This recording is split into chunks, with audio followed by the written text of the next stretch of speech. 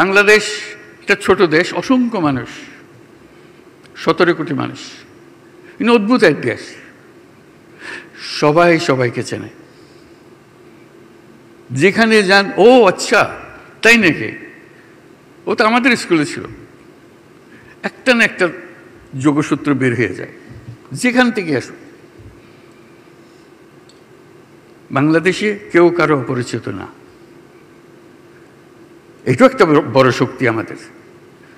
দুনিয়ার কোনো দেশ বোধহয় নাই এত কম্প্যাক্ট ফ্যামিলি, এত ঘনিষ্ঠ।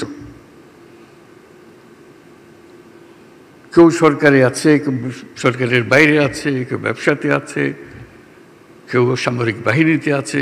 একটু খোঁজ করলে বলে আমার এক ভাই তো ওখানে, আরেক ভাই ওখানে, আরেকজন বিদেশে। এই তো আমাদের জগৎ।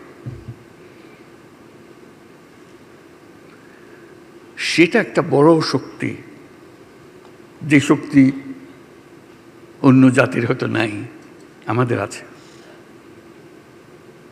আমরা কিছু একটা ইচ্ছা করলে, সেটা কোমর বেঁধে ফেললে সেটা করে ফেলতে পারি।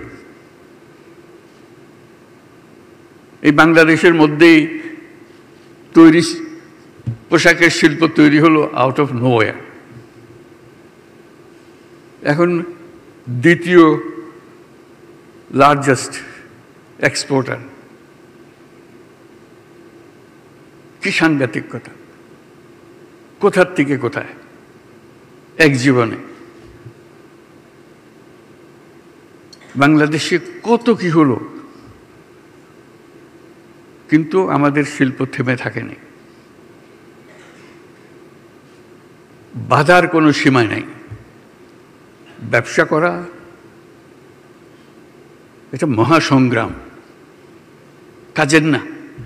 সরকারের সঙ্গে মোকাবেলা করা, তার লোকজনের সঙ্গে মোকাবেলা করা।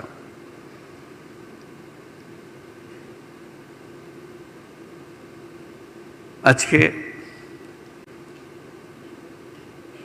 আমরা একযোগে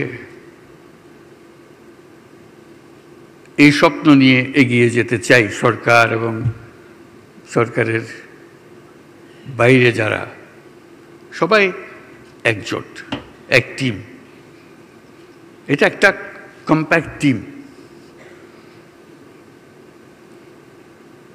আপনারা সেই টিমের as much a member as anybody else. যে সরকারে আছে বলেই সে আরেক রকম হয়ে আছে।